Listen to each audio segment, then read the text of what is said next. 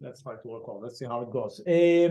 Okay, so some of you have just joined today. So what we've done last week, we've just learned the basic rules of the game. When I say game, I mean the part where we already start playing the cards. But this is not the whole game in bridge. Yes, it's a bit difficult because sometimes we call that, or usually the term is play. Play is the part where we are already playing the cards themselves. That's what we have done last week and just now. But the whole game contains another part, which is the bidding. So today we're going to start understanding what is the bidding, why do we need it, and what are we doing and how, etc. Okay. So before we start, you all have played at least one hand now, even if it was your first lesson today, just making sure dummy, declarer, following the suit, sorting the cards correct, near you, plus, minus. Okay, Sandra, you just have to get used to it because you were used to collect all the cards together. The idea is, and we are going to start today already to play boards that are already pre-dealt, and they will be showing you something, teaching you something, and everybody will play the same cards at the same time. So it is very important that we keep the same cards and we don't shuffle them.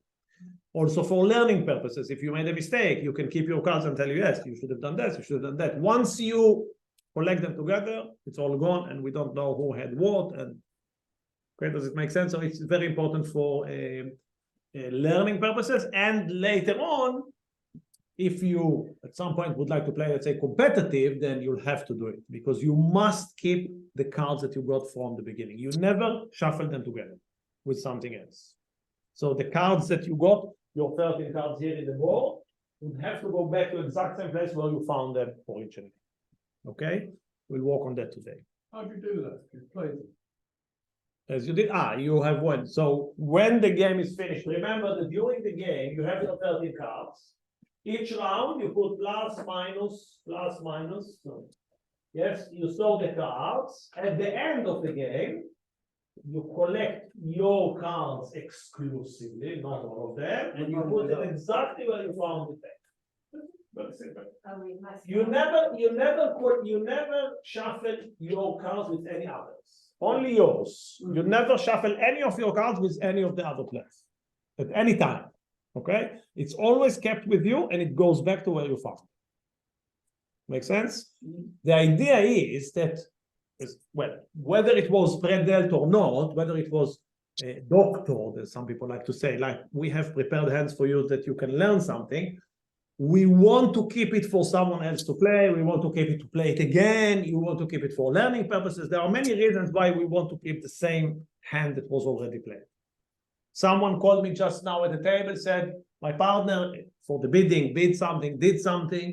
I open the cards, I see what they had. I'm saying, no, you should have done this. If you shuffle them, it's gone. You cannot learn. You cannot go back and analyze and learn. Also, what I told you before, the order of the game is important. You don't just do plus, minus, separate. You want to see the order. And I can see what happened in the third round. Who led, who won, and I can show if there were mistakes. Okay? Okay, the one thing that we have learned last week that wasn't rules, okay, because the rules, obviously, you practiced, more about the thinking behind the game. And your table, it was manifested very quickly, in a very good way. And what was the main guideline that I've given you last week? Play the Longest. The longest. Always go to your long suit. Forget about high cards. Long suits. In this case, Sandra A. Sorry, I have two Sandras, so it's a bit of a problem. No, Sandra G. Sorry, I just had 7 cards in clubs, and lucky for her, she also had the ace, king, and queen. So it was a combination of long and strong. So that's obviously the best, okay? And you basically won all the 7 tricks, and of course the other Sandra had no chance. But that showed the importance of the length, because at some point you won a 7, a 6, a 5, a 3, a 2, whatever it was, you won all your suit. That's exactly what we are trying to do. Now, rarely would you have so many and so strong, but it will be a different constellation. Okay, so the one guideline that should be with you at all times is focus on the length, most important. Okay, any last questions about anything that we have done last week or just now before the lesson, before we start with bidding, before we start with complicating things? Just again, this keeping of your cards. Yes. That just for us for learning. No. World Championship, That's it. everybody keeps their cards. Olympic Games, everybody keeps their cards. UK Championship, everybody keeps the card. Local clubs, everybody keeps the cards. Wherever you play, everybody keeps the card. This is how British play. For 2 weeks, Sorry? 2 or 3 weeks, you keep them? How long do you keep them? No, you keep the cards and you put them back in the board. That's it. It's not about weeks. By the way, it's no. When a session is finished, usually let's say 2 hours, then what we usually do, there is, I can show you, there is a, well, it could be by hand, but now it's all by machines. There is a dealing machine, usually gets information from a computer. So computer deals the cards. We can, of course, control the deal if we wanted. And then the machine deals the cards. And then basically you get cards that were already played and you deal them again. Okay, well, again, it depends. At my times when I used to play, then people dealt the cards by hand.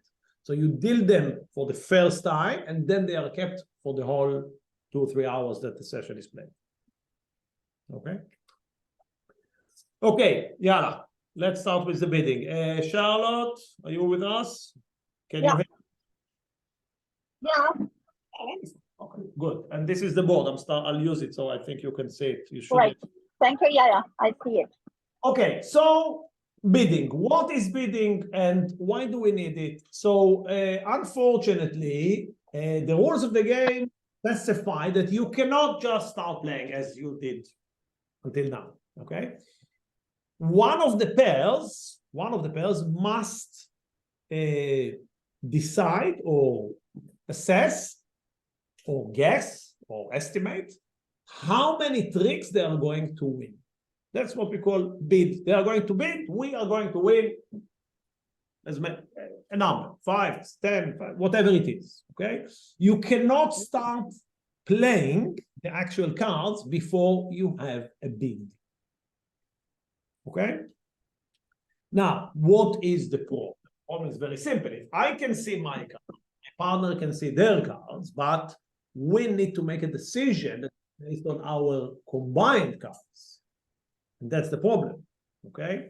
So we need to have some kind of communication. So we'll know what to do. Does it make sense? Okay. So this is the bidding. The bidding is type of a language that was developed with the game that was played. But it's very important to emphasize it is not part of the rules of the game in any way. In other words, the rules of the game does not care how you make the decision. The rules of the game tell you, you need to bid whatever you think you can make, and then you'll have to, when the game starts, you'll need to make those tricks. But how to do it and what the rules are not specifying how to. So it's basically open for you to use your own communication, and there are different languages. Okay, we are going to learn the ACOL language, which is the most common language here in the UK.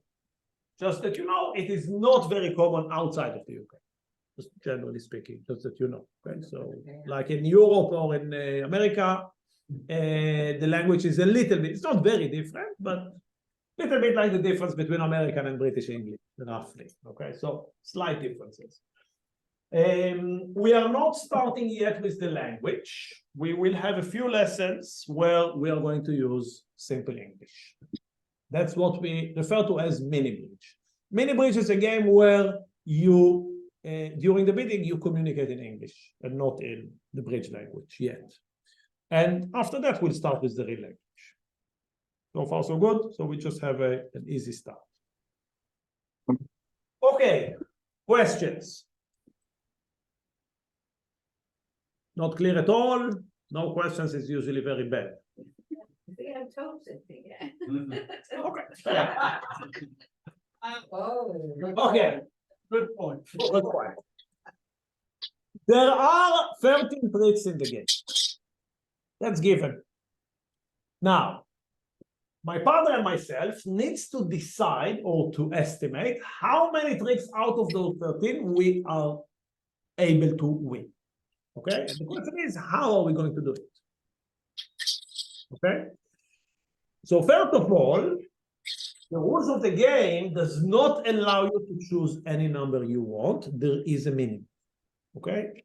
There is a minimum, like in an auction. You go to an auction, something is on sale, but there is a minimum price. You cannot buy it 4 or 5 pounds. You need at least, 100 or 8, whatever it is, there is a minimum. In your opinion, what would be the minimum number of tricks you should bid for you and your partner as a minimum, that you cannot bid less than that? 7, 6, 7, 7, 5, 5. Okay. Alison?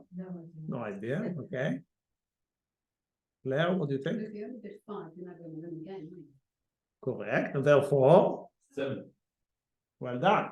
Also explain, Claire. Well done. So if I bid for 5, the meaning is that my opponents will win the remaining 8. So I'm basically bidding to lose. Not possible.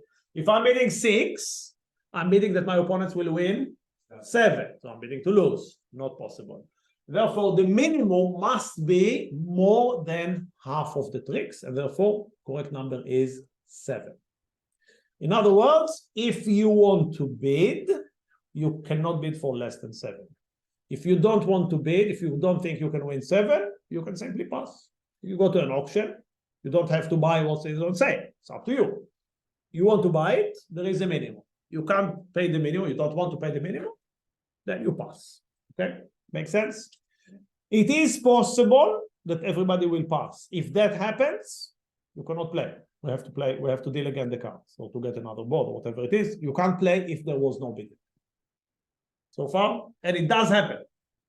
Everybody passes, you don't play. You just go to the next hand. Okay, questions. Now you have questions. Okay, you did learn something now. Okay, good. Yes, How do you Claire. decide if your cards are not worth bidding? What do you think?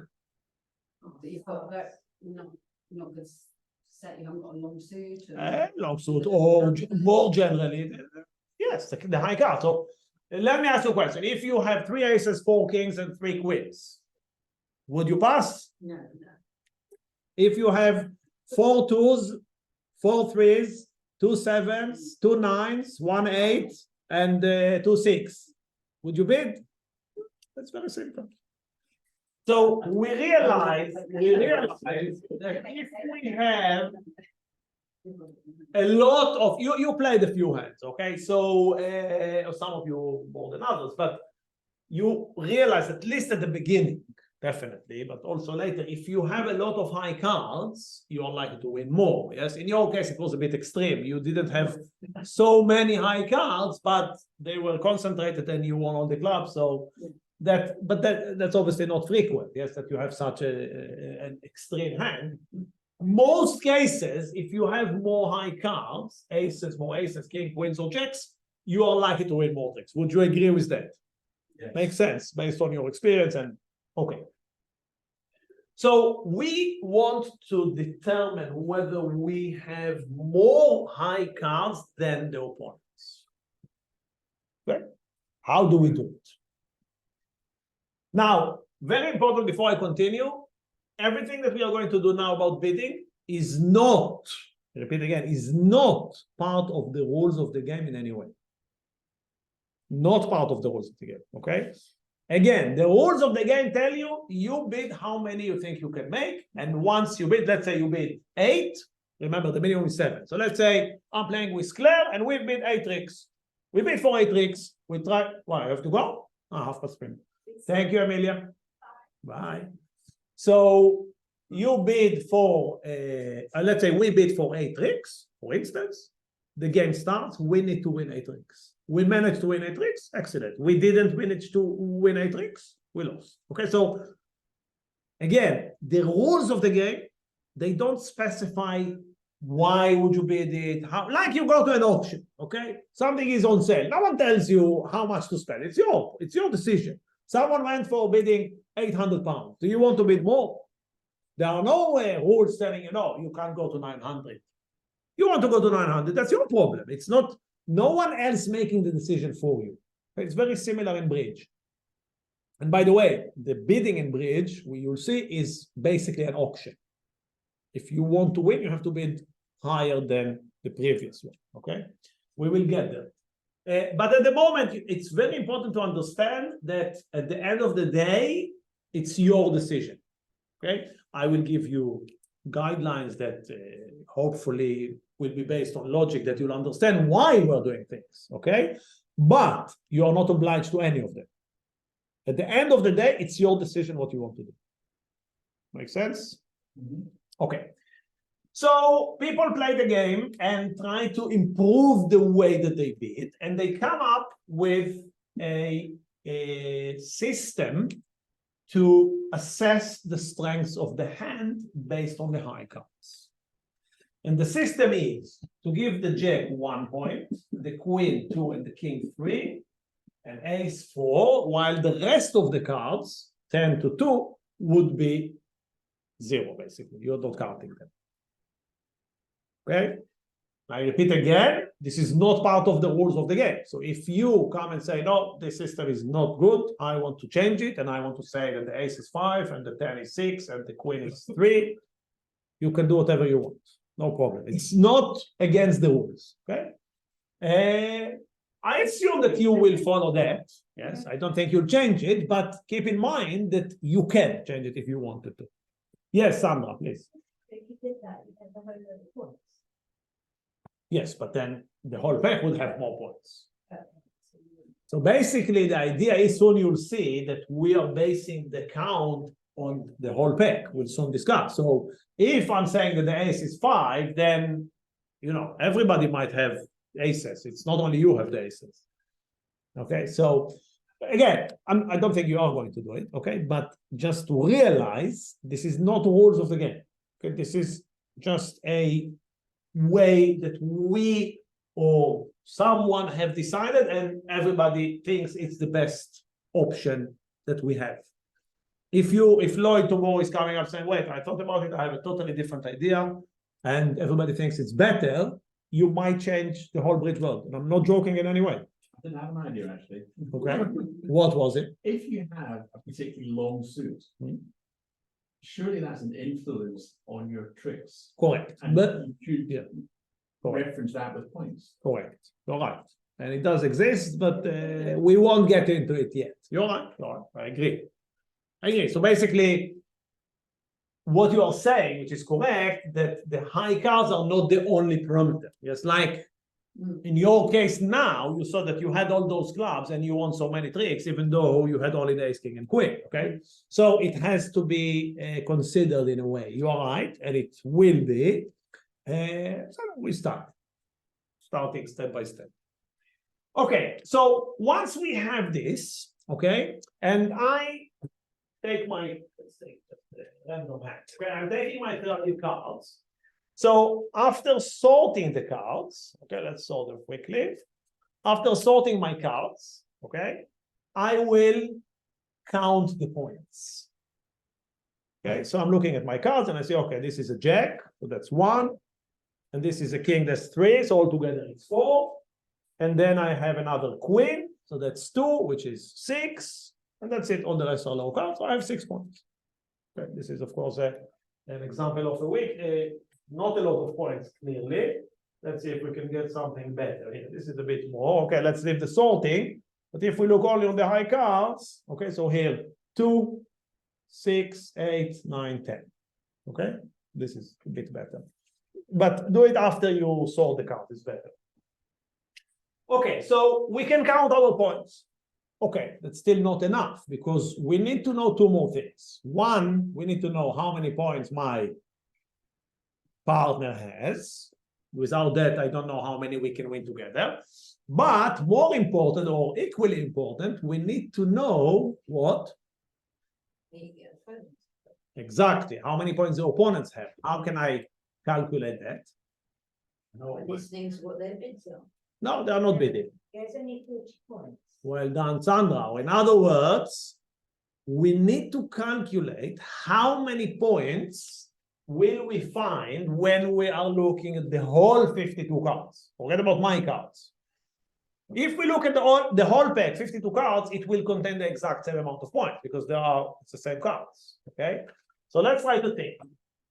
We have 4 suits, so there are 4 aces, 4 kings, 4 queens, 4 jacks. Yes, so let's see how do we calculate that.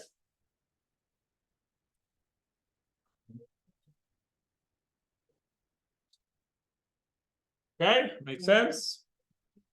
4 plus 3 plus 2 plus 1 equals 10, and we have 4 suits. Therefore, we have 40 points in the pack.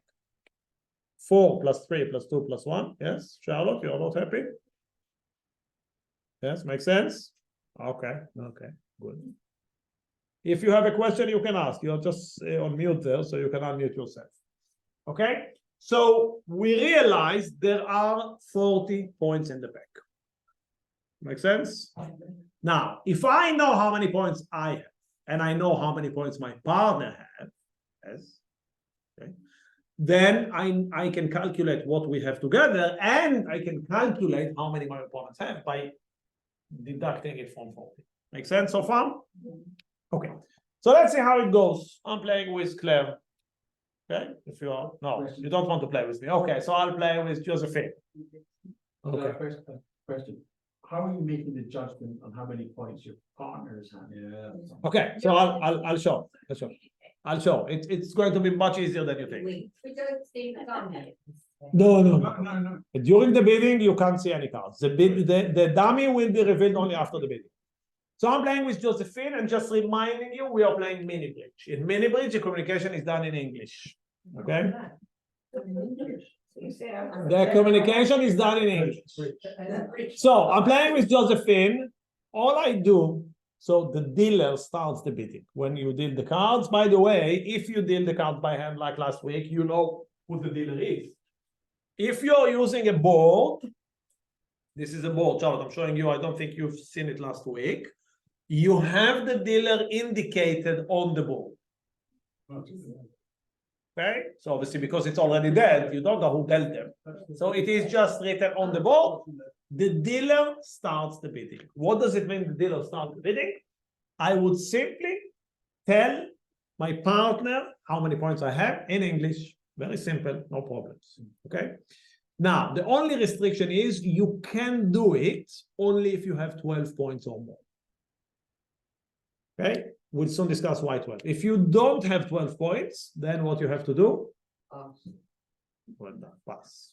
Okay, you'll see that will be already starting to get you ready to the real bridge. How we do it in real bridge, of course, you can't say in real bridge how many points, but you can convey it in different ways. Okay. Pass to anybody or just pass to your left or? Pass means that I've decided not to bid at this point, and then if you pass, it goes to the next player clockwise. Okay, and they have the exact same options, either to pass if they don't have the 12 points, or to tell their partner how many points they have. Okay, now once we go to someone who does have, now by the way, why 12? So let's see, we have 40 points in the pack. We have 4 players. On average, each player will get 10 points. Now, if I have 10 points, I don't have more than others. I don't have a reason to believe that I can win 7 tricks. Remember that you must bid for more than half of the tricks. So if I have 10 points, I have no reason to believe that I can do it. Your remark, if I have 7 cards in one suit, maybe I win. Okay? But assuming normal distributions, okay?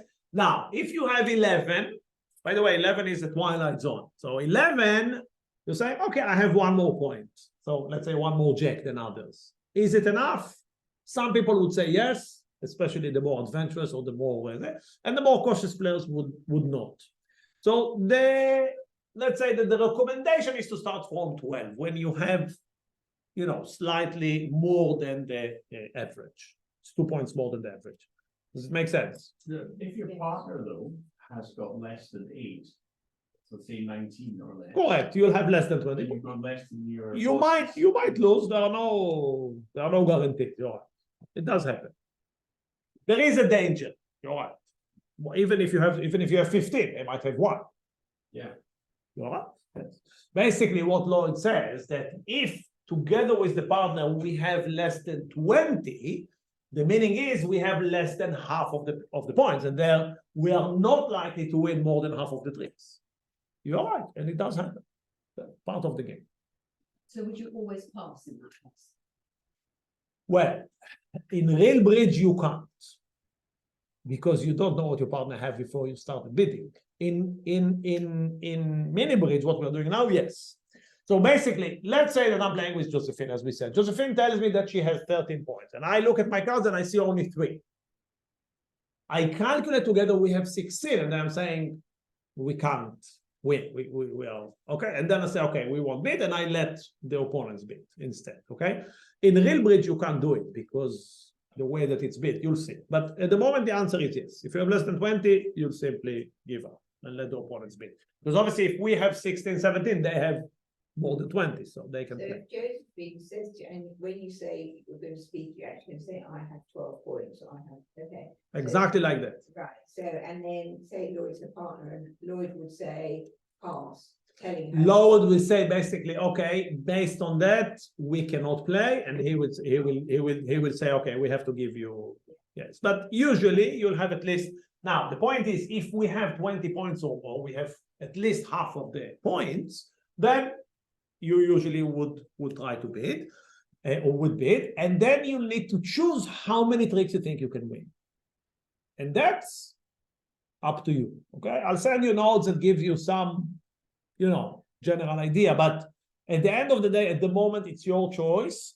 And with time and practice, you will obviously get it more accurate. Okay? But you'll see that if you'll base it on the points, I'll give you some guideline. But generally speaking, okay, if we know that there are 40 points in the pack. Maybe I'll leave this on the side. I'll send you notes about all of this. Yes, the mini bridge and how it works, and the 12 and the 4-3-2-1, everything you have written for me.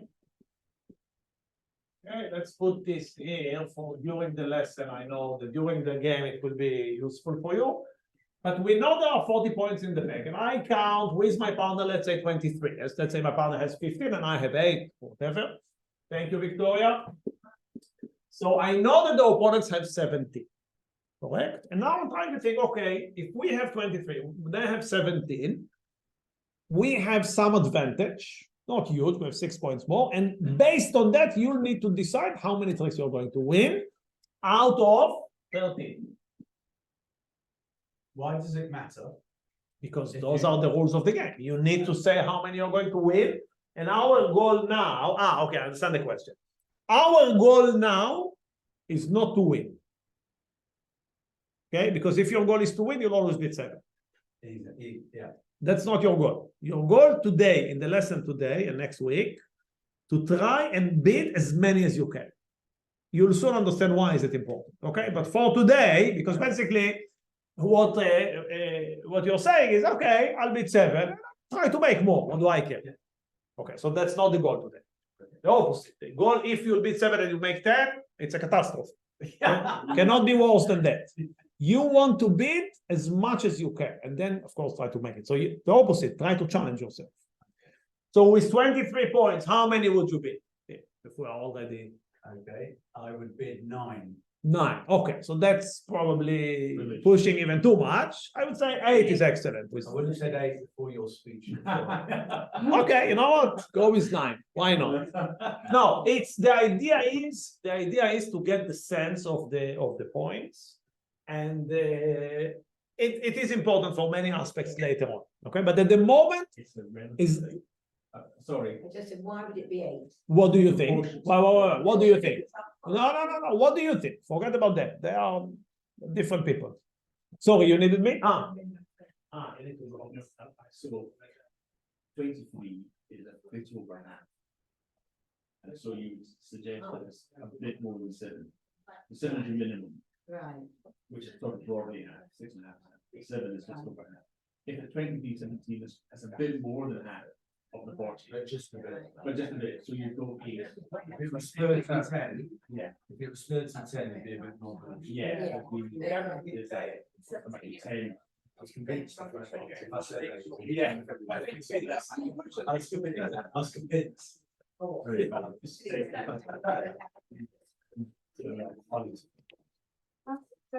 Yes, wait, but Lisa, what do you think? What would be your assessment for this, for 23 points? No, now he's explained, I've got it out for 40, I understand. 20 would be midway, 23 sort of just. So, but yes, 20 is the midway. So 20, it will be probably 6-7 or 7-6. The 13, if we have 20-20, the 13 are likely to be very equally distributed. I don't know how, 7-6, 6-7, okay? Now, as you go higher than 20, okay? So as high as you go, you are likely to win more. So let's say if it's 21, I would say 7. If it's 23, likely to be 8. If it's 26, likely to be 9. If it's 30, likely to be 10. Something like that. Okay, so, but again, to get the idea more accurately, you play, you run into situations, you play them, and then you get, with the experience, it will make more sense. If that's is the yeah, sorry, questions. Claire. Okay, that's good. Those people. Stupid questions are always the best. Say you have to keep your cards for the whole 2 hours. No, for the specific game that you're playing. After you finish the game, you put them back in the board and you get another board. A new hand. So each board is a different distribution. It's a different hand. So you finish, you play number 8, you go, and then you take number 7, 10, 1, 16, whatever it is. Each board is a different distribution. So we've got one here. You said you have to keep the same cards. There. The board number 8, we wanted to have the same cards all the time. So if you played number 8, you finish, you put them back, you can give this board to another table. And now the challenge is this. You played number 8, you set it east, you bid 8 and you made 9, let's say, for instance, okay? Now we want to see, with the exact same cards, what the other table can do. Maybe they'll bid 9 and make 10, maybe they'll bid 8 and make 7, maybe they'll bid 7 and make 2. I don't know. Whatever happens, the comparison, okay? I always like to compare it with if you want to compete running 1 mile. So you're running by yourself, you made it, 5 minutes and 10 seconds. Did you win or lose? If you run by yourself, you don't know. You need to compare yourself to someone else. Okay? So if I'm playing this hand and I won 9 tricks, how do I know if I won? You got good cards, you got, I don't know, 25 points. Obviously, it's likely for you to win. If someone else played the same cards and made more than you or less than you, then you have the comparison to realize whether you've done good or bad, or maybe the same. Okay? So this is just for teaching purposes? Or for No. This is how it's played. So for all those people in that room on different tables, they're competing with each other? in this specific case, no, because this is not a competition. They are playing what we call supervised game. They are still playing boards. We are not, most of them are not doing comparison. They are just playing for learning purposes. But if you play competitively, so it has to be comparison. So usually in the first few years, you are less competing and more learning. So then it will be less about it. But it's still, I think it's still good for you to think about the comparison option, whether it's for competition, whether it's for learning. It doesn't matter what the purpose is at the end of the day. Somebody else does for this panel, can do something completely different. Correct. That's what happened. This major of that, you've done like such big whatever, big day, You could be satisfied, which is nice, but if we are talking about competition, you might still lose, theoretically, or win. We don't know. Okay, it's like if you run 1 mile, 5 minutes and 10 seconds, you might say, okay, that's amazing, I'm happy. Okay, but if you go to a competition and everybody else will do it better, then you lost. Okay, you can still. There is no contradiction between you being satisfied with what you're doing, but in competition, you might still lose. It depends on the players that who you're playing with. Because one of Also- the best in that. Also, yeah, you're right. Yes. So I used to Yes, it does affect, of course.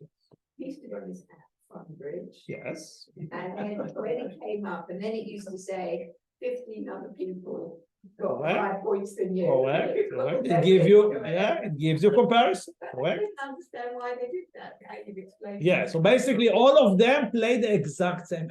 Yeah. So why is it a catastrophe if you're expected to win 8 tricks, but you win 10 tricks? No, Is that I was joking. It's not really it's not really a catastrophe.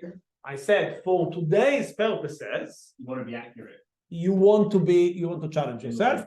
And the answer for your question is that if you bid 8 and make 10, you'll get 100 points. And if you bid 10 and make 10, you'll get 600 points. Oh, I see. So that's the accuracy of scoring. Forecasters. So next lesson or not next lesson, we still have to do the transfer. So soon, probably in 2 weeks, we'll learn the scoring. And then you'll see that sometimes if you bid higher during the bidding, you can get a very big bonus of points. But the problem is, how do you know if you can make it? So the goal today is to be able to say, okay, we have those points. How many tricks are we likely to make? That's the aim today. But today, of course, you are not worried about scoring or anything else. Okay, that's not important. But it's more getting the feeling of. And later on, for instance, there will be what we call competitive bidding later on. Okay, so this is an auction. So if they bid something and you are considering whether to bid higher, it's not always like you can bid whatever you want. Sometimes you have to go higher than others. So do you do it or not? You need to have this ability to assess in order to make that decision. If it makes But you still sense. got to assess what your partner's doing. Okay, that's a different story. That's what we'll start with. Once we'll start with the language, we will learn how to convey that information, not in English. That's why it takes a while to learn Bridge. It's not in a few weeks. So we'll have to learn the language, how to convey it, not in English, but in the Bridge language. But don't worry about it now. It's better. What you don't know is always makes your life easier, believe me. Better not to know. Yes. Forget about it. It is important to know that it will be, you'll realize that at some point you learn it and you can't go on and just discussing in English.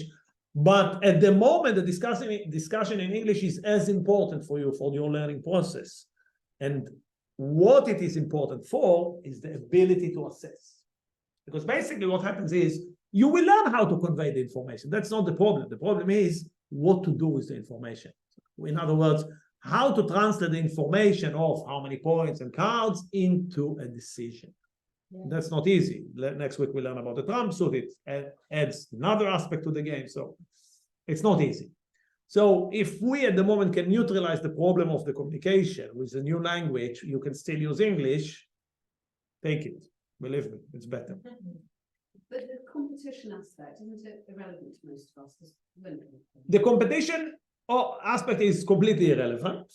Okay, the competition aspect is not relevant for you, definitely not now, or not in the next year at least. Okay, or even more.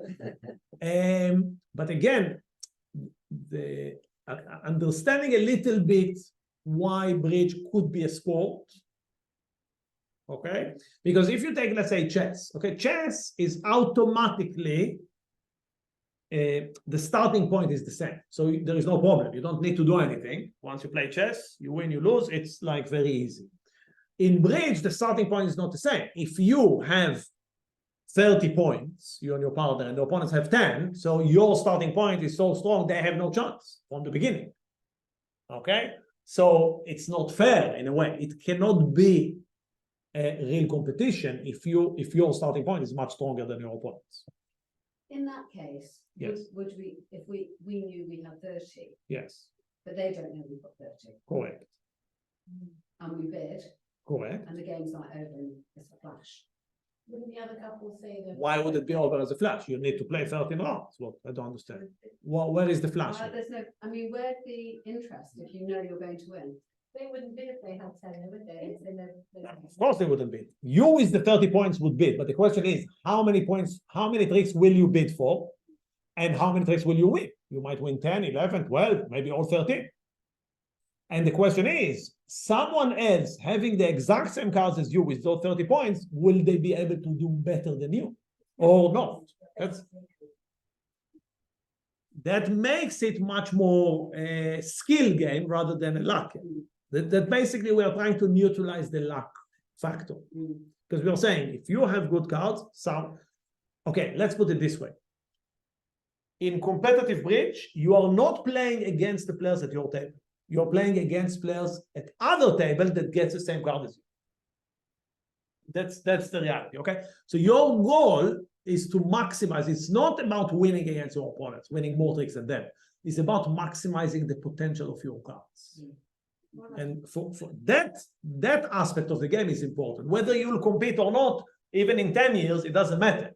You still need to be in the position where you need to be in bridge very greedy. You always want to maximize. Yes, Sandra. If you're, say you're unsatisfied with how your partner plays, Mhm. I mean, you have to have a good communication with your partner. Yeah, that's also a very important part. You actually like communication after you. Correct. Correct. Smack around the head. Correct. But okay, so you're right. So the language and the communication with the partner, that's a key factor in bridge, because bridge is a pairs game, and you need to understand your partner, you need to communicate with your partner, and that's of course a big part of what we are going to learn. Definitely, 100%. Also, there are many aspects.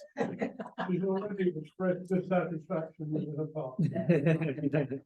Wait one hand. Okay, are we ready to start? Sure. Okay, good. Yeah. So, any last question, Charlotte from the Zoom? Any last question there? Just unmute. Oh, thank you very much. Okay, thank you, and I hope Very much enjoyed it. Thanks Yeah. a lot.